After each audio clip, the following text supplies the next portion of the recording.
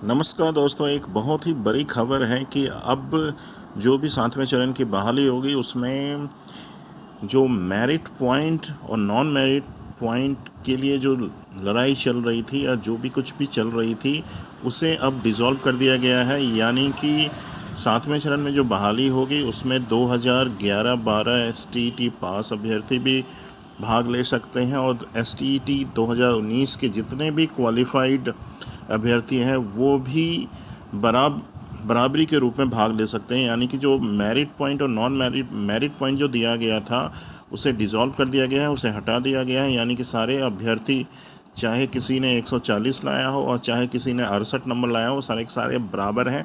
अब जो भी बहालियाँ होगी वो मेरिट बेसिस पे होंगी। नगर निकाय, जिला परिषद, नगर परिषद, नगर पंचायत में जो बहालियाँ होंगी वहाँ पे अलग से मेरिट लिस्ट बनेगी। जो आप जानते हैं जैसे कंप्यूटर साइंस के अभ्यर्थी हैं वो एमसीए के मार्क्स पे या बीटेक के मार्क्स पे, जो अदर जो क्वालिफाइंग मार्क्स है उसके मार्क्स पे बनेगी। ये टोटली एकेडमिक होगी, इसमें एसटीईटी की मार्क्स नहीं जुड़ेगी।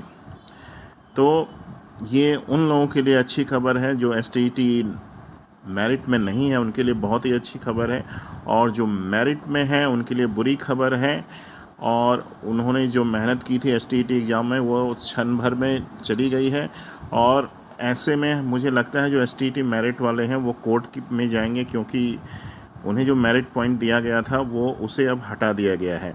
तो इस पत्र में जो आज ही पत्र निकली है ना, तो इस पत्र में मेन जो है कंडिका 4 और कंडिका 6 हमें देखना है।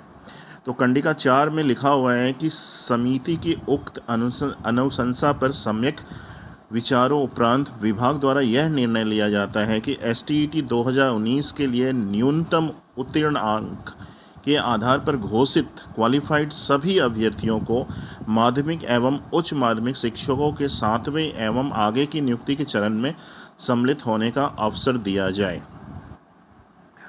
और खंडिका 3 में लिखा हुआ है कि एसटीईटी 2011 के परिणाम में सामंजस्य स्थापित करने और नैसर्गिक न्याय के लिए सिद्धांत के आधार पर बिहार विद्यालय परीक्षा समिति पटना के द्वारा एसटीईटी 2019 के परिणाम जो 2 श्रेणी में बांटा गया था, qualified in merit list and qualified but not in merit list में रखा गया था, बेसम्मिलित सभी अभ्यर्थियों को अन्य निर्धारित शर्तों के अधीन में माध्यमिक एवं उच्च माध्यमिक शिक्षकों के 7वें चरण एवं आगे की नियुक्ति के चरण में सम्मिलित होने का अवसर देने की अनुशंसा की गई है।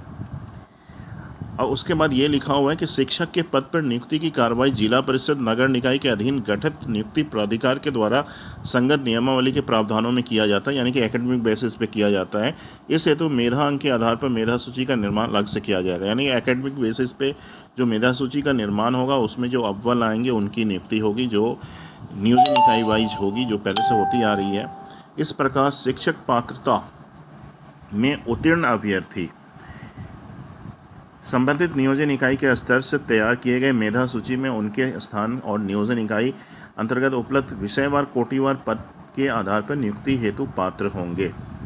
यानी कि अब जो है जो मेधा पॉइंट जो अभ्यर्थियों को मिला था वो डिसॉल्व हो गया है। सारे अभ्यर्थी बराबर हैं और 7वें चरण में सबके सब, यानी 2011 वाले 2019 एसटी पास सबके सब अप्लाई कर सकते हैं।